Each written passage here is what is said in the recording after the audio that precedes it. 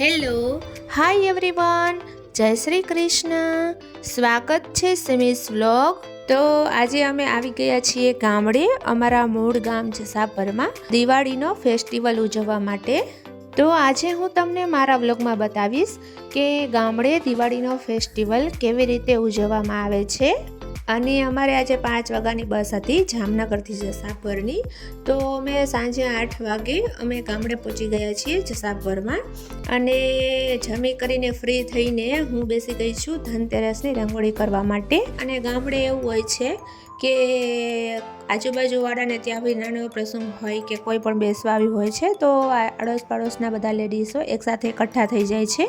અને તો મારી બાજુમાં છે ત્યાં સત્સંગ થાય છે, તો મમ્મી ગયા છે સત્સંગમાં અને વાહી છે એના કાકાને લઈને ફટાકડા લેવા માટે ગઈ છે. વાહી છે ક્યાંની જીદ કરી રહી હતી. અમે પહોંચ્યા જસાપર ત્યારથી જ, કાકા ચાલો જલ્દી ફટાકડા લેવા છે. ફટાકડા પાછળ તો એ જમવા પણ નહોતી બેસતી. અને પછી એ અને એના કાકા બંને ફટાકડા લેવા ગયા અને હું રંગોળી કરવા માટે બેસી ગઈ. તો મારી રંગોળી કેવી થઈ છે, મને ખૂબ જ ઇન્ટરેસ્ટ છે રંગોળી કરવામાં, મને ખૂબ જ ગમે છે રંગોળી કરવી. તો હું દરરોજ નવી રંગોળી કરું છું. તો મને જરૂરથી બતાવજો કમેન્ટમાં કે મારી રંગોળી કેવી થઈ છે. ગામડે છે ને દિવાળી જે ફેસ્ટિવલ છે તમને સાંજના ટાઈમમાં જ તમને જોવા મળે કે બધા સાથે મળીને બેઠા છે, કોઈ રંગોળી કરે છે, કોઈ નાના છોકરાઓ છે ફટાકડા ફોડે છે.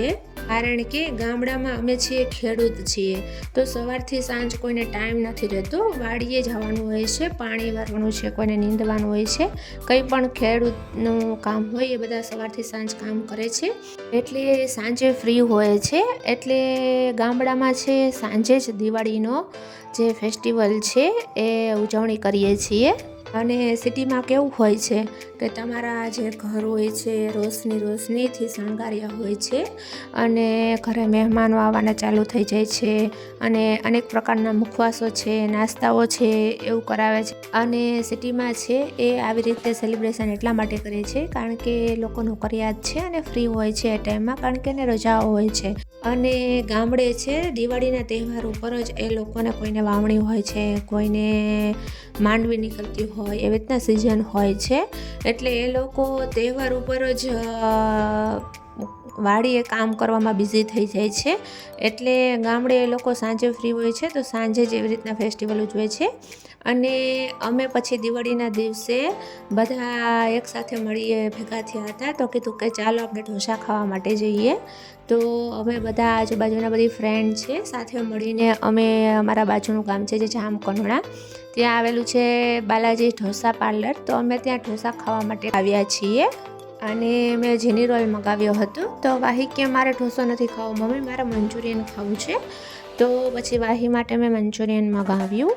અને અમે જ્યારે પણ ગામડે જઈએ છીએ તે અમે એકવાર તો ચોક્કસ બાલાજી ઢોસાની મુલાકાત લઈએ છીએ, કારણ કે એના ઢોસા બહુ જ સરસ આવે છે અને ટેસ્ટમાં પણ સરસ હોય છે.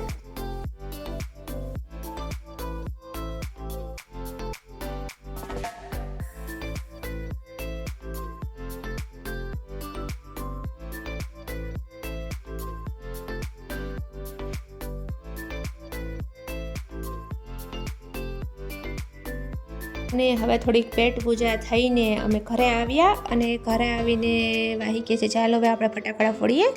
તો અમે પછી આવીને ફટાકડા ફોડવાનું સ્ટાર્ટ કર્યું છે. અને વાહી કે મમ્મા હું એકલી ફૂલઝર કરી લઉં, જોજે તું મને. તમે તો આલે કરી લે. તો સાચે જ એને એકલા જ ફૂલઝર રહીને કરી લીધી. મને એમ હતું કે એને ડર લાગશે, બીસે એ નહીં કરે.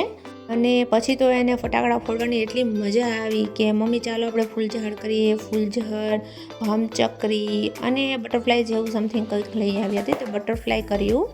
અને રોકેટ ને એવું અલગ ફટાકડા લઈને આવી હતી. તો બેનને ફોડવાની બહુ મજા આવી ગઈ. અમને તો બહુ મજા આવી ગામડે દિવાળી ઉજવવાની. તમને દિવાળી ઉજવવાની કેવીક મજા આવી એ મને ચોક્કસથી કમેન્ટમાં જણાવજો.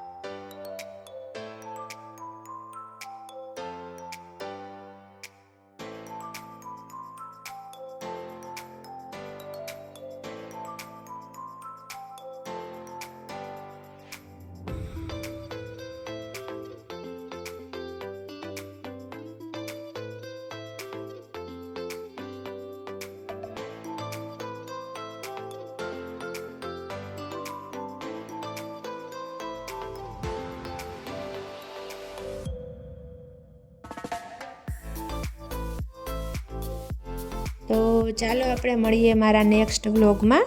Tata bye bye. મારો વિડીયો ગમ્યો હોય તો સબસ્ક્રાઈબ કરો, લાઈક કરો અને શેર કરો. Thank you.